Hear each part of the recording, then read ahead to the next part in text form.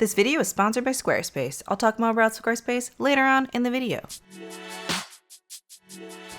Hello everyone, my name is Lisa and I'm the Viet vegan because I'm Viet and I'm vegan, and today is a what I eat in a day that is very chill and mostly just food clips. But I just kind of been feeling these like chill type videos that I'm watching.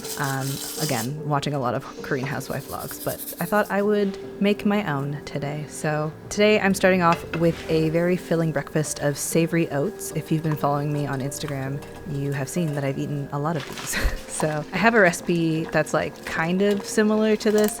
I can link it down below, but you can just sort of replace it with what I've got in the video. But here I have some green onions, some tomatoes, I added some curry powder, mushroom broth powder, and then I have some chopped up broccolini and more green onion. So I'm using steel cut oats here because I just kind of like the texture better than regular rolled oats. I just find it a little bit chewier, and they're like the ones that are already cut. They're quick cooking ones because they're not really that instant, and they're the ones that I get from Costco. So they're kind of like cut into thirds, so they take less time cooking. But it's still about like 15-20 minutes on the stove. It's a very filling, very delicious breakfast, and my doctor noticed that my iron levels are a little low right now, so I'm trying to eat more iron-rich foods, which include whole grains and greens. It's also pretty high in magnesium, so my doctor is very happy with my choices. With this breakfast, I also had a glass of orange juice. This is also great for iron absorption. You gotta get that vitamin C to help you absorb that plant iron. For my lunch, I was a little busy, so I decided to have some hummus and crackers for more of that good iron, fiber, protein deliciousness. This is the hummus from Farm Boy, which is the quote-unquote authentic Lebanese hummus. I really like it. It's actually very tasty. But after that hummus plate and orange juice, I had some dried pineapple for more fiber and snackage.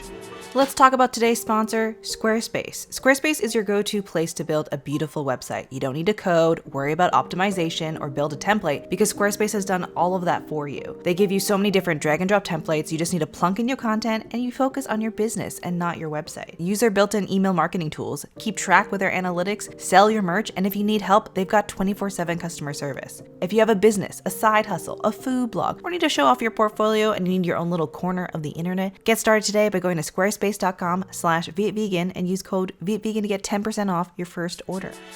For a pre-dinner snack, I have been craving waffles, but I ran out of the pre-made croissants that I normally have. So I decided to make Belgian Liege Waffles. I don't know if you've ever heard of them. They're yeasted waffles instead of the regular like runny batter. So I veganized a non-vegan recipe, trying it out. I can list out the ingredients below. I think my yeast was kind of old, so it didn't actually turn out the way that I wanted it to, but I think if I didn't have inactive yeast, it would have been fine. But it was tasty and I did enjoy it. The thing that is different about Liege waffles is that they are coated in like a pearl sugar to caramelize on the outside, which gives it that like really nice deep caramelized brown outside. I didn't have pearl sugar. I don't know where to find pearl sugar, so I just sprinkled it with sugar, just regular white sugar.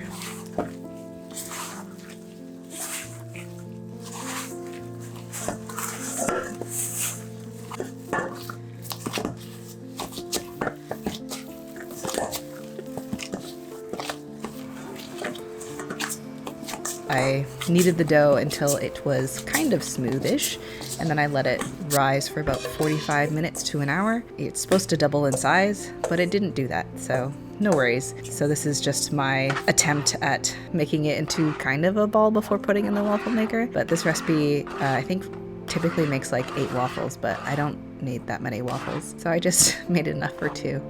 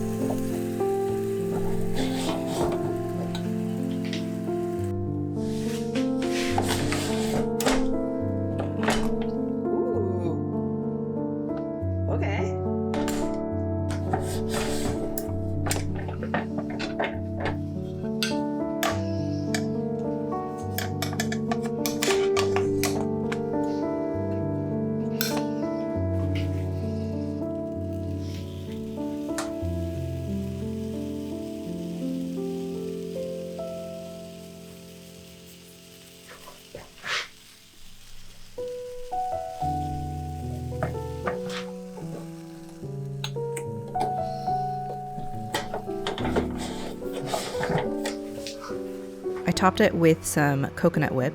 This is from the brand So Delicious. It's like Cool Whip. I've been really obsessed with it lately, so I've just been wanting to eat all the things with coconut whip. And I didn't have any of my usual berry jam that I make with chia seeds, so I was just using some store-bought Saskatoon berry jam that was not cooperative, but it was okay.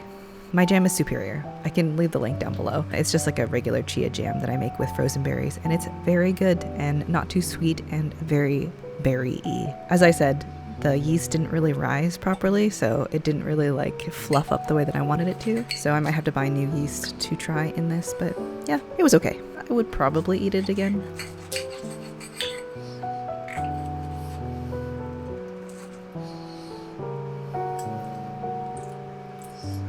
Then for dinner, I'm having Kimchi Jiggae, which is like a kimchi stew. I had some kimchi in the fridge that was like kind of old. When I find that my kimchi is too sour, it's not so great for the digestive system. It's a little too powerful, you know? So I generally like to cook the crap out of it with either fried rice or kimchi stew. And I was craving something sort of comforting to eat with steamed rice. So I had some green onions to use. I chopped up a bunch of the kimchi, and I really wanted some soft tofu. I don't know, I'm just having that like craving for soft, jiggly, comforting food. I was only going to use about like half of the kimchi, but I just wanted to get it out of my fridge, so I was like, you know what? I'm gonna just cook all of it. And I can leave some rough measurements for this kimchi jjigae down below. This version, I think I made it too sweet. I don't really like how sweet it was, but overall it was pretty tasty. I did eat it over a few days, and it was delicious.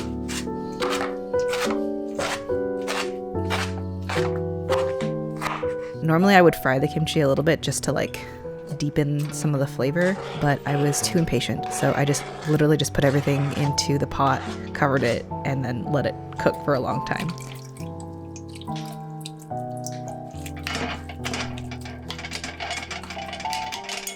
I'm using some of this dried kelp that I found at Galleria, which is like a Korean market. I rinsed it a little bit, and then it got kind of slimy, so that's why it like looks not that great. But I've seen people just like throw it straight into the pot before. I just like to rinse it just in case. I don't know. I don't always trust food processors sometimes. But I added some gochugaru, which is the powdered red pepper, and then I added some gochujang, which is the fermented red pepper paste for that good red soup. If I had some daikon, I would actually add some daikon to like sweeten the broth instead of using sugar, but I didn't have any of that.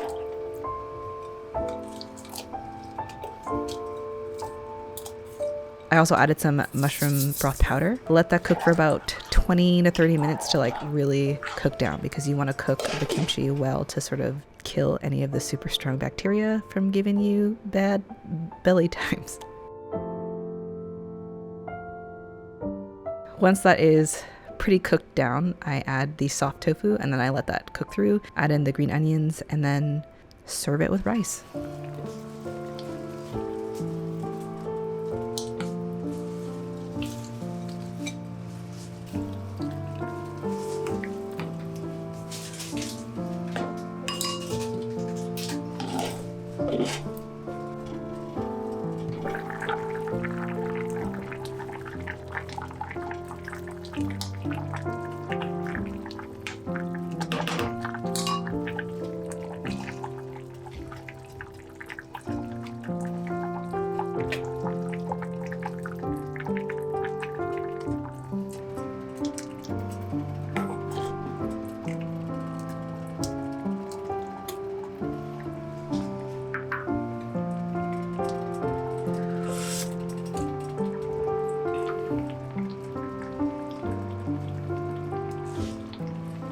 And then after dinner, I had a bit of a snack. I had some of the lemon mousse ice cream that I got from So Delicious. This was about like a third full. I just forgot to film it earlier. And then I had this IKEA bag of chips that's like black pepper and leek flavored. It kind of tastes like sour cream and onion. It's very delicious. If you have an IKEA near you, definitely get them because they are pretty good. But that was my day of eating. I hope you enjoyed the calm video vibes. If you did, give it a like, a thumbs up, and comment down below if you like more of these videos. Thank you so much for watching, and I hope you have a delicious day.